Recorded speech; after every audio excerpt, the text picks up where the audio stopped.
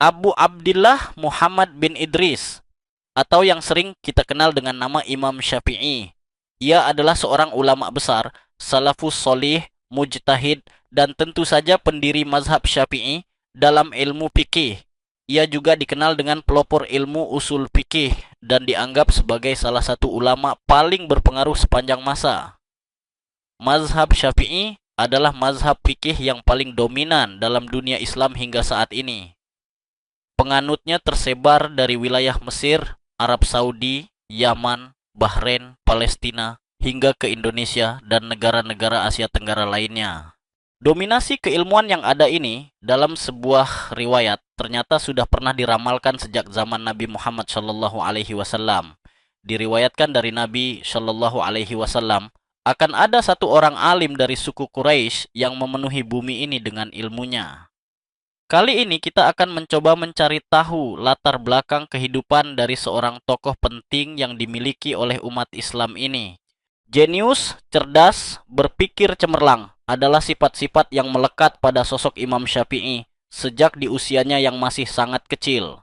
Meskipun memiliki nasab yang tersambung dengan suku Quraisy di Mekah, namun Imam Asy-Syafi'i lahir di Gaza pada tahun 150 Hijriah atau tahun 767 Masehi. 2 tahun kemudian, ayah dari Imam Syafi'i wafat. Setelah itu Imam Syafi'i bersama sang ibu Fatimah binti Ubaidillah pindah ke tanah leluhurnya di Mekkah. Kondisinya yang yatim dan tumbuh dengan segala keterbatasan ekonomi tidak menghalangi semangat Imam Syafi'i kecil untuk menimba ilmu, khususnya ilmu agama. Ia berhasil menghafal Al-Quran di usia 7 tahun dan menguasai ilmu sastra Arab dari kabilah Hudzail. Sebagaimana dikenal pada saat itu, kabilah Hudzail adalah kabilah paling fasih dalam ilmu sastra Arab. Di kemudian hari, keahlian sastra yang dimiliki oleh Imam Syafi'i tidak hanya melahirkan kumpulan karya puisi hikmah, akan tetapi keahliannya ini juga menjadi fondasi dalam penyusunan dan pengembangan ilmu fikih dan usul fikih, sehingga menjadi lebih terstruktur dan mudah dipahami.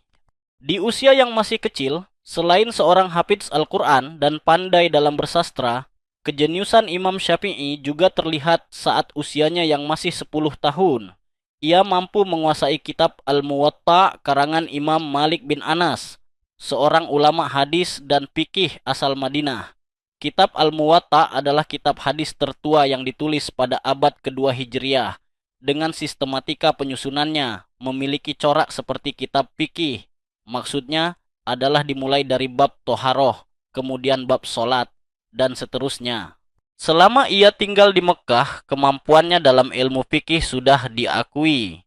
Ia sudah berguru kepada beberapa ulama di Mekkah seperti Sufyan bin Uyainah, Muslim bin Khalid Az-Zanji, Sa'id bin Salim Al-Qaddah, dan banyak ulama lainnya.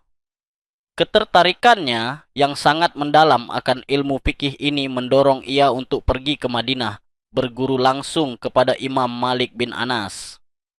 Ia pun memperdalam pemahamannya tentang fikih dan hadis kepada Imam Malik hingga Imam Malik wafat pada tahun 179 Hijriah.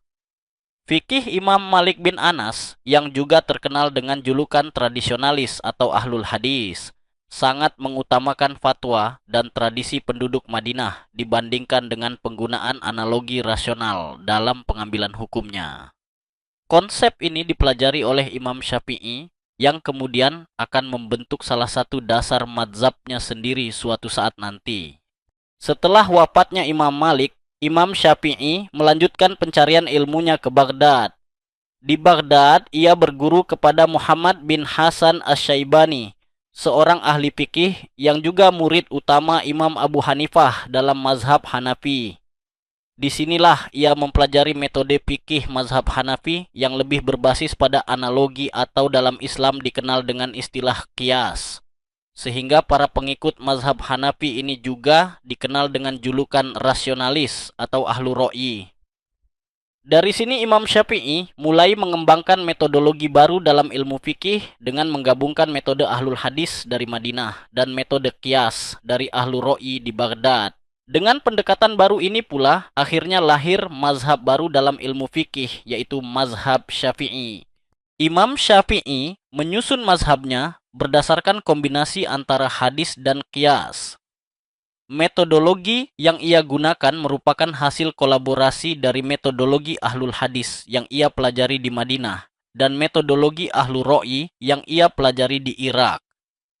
Jika ingin melihat dasar-dasar mazhab Syafi'i, bisa merujuk pada kitab Ar-Risalah dan karya Imam Syafi'i sendiri. Selain kerangka dan prinsip mazhabnya, dalam dua kitab tersebut, Imam Syafi'i juga menjelaskan beberapa contoh cara bagaimana merumuskan suatu hukum. Adapun dasar-dasar mazhab Syafi'i berpegang pada Al-Quran, Sunnah, Ijma', dan Qiyas.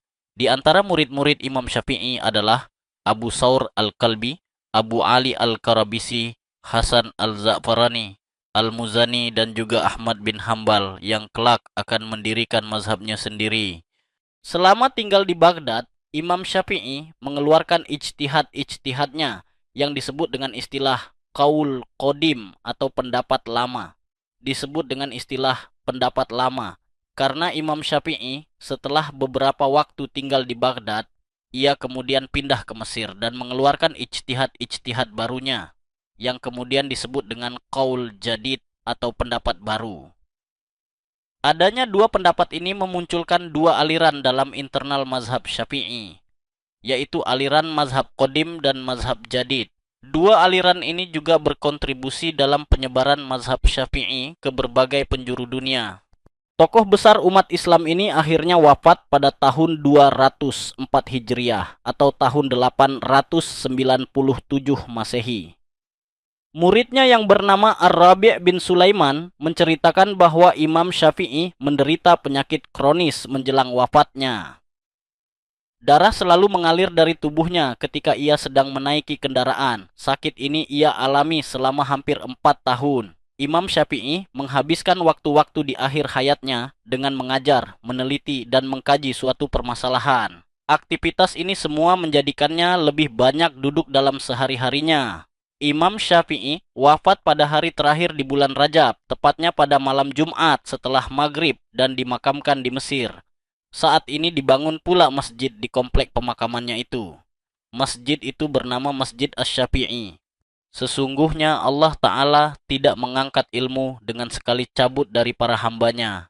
Akan tetapi Allah mengangkat ilmu dengan mewafatkan para ulama.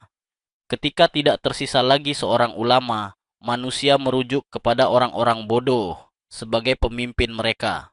Mereka ditanya, maka mereka, orang-orang bodoh itu, berfatwa tanpa ilmu sehingga mereka sesat dan menyesatkan.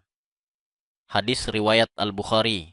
Demikianlah cerita perjalanan hidup dari Imam Syafi'i, sosok ulama besar yang dimiliki oleh umat Islam.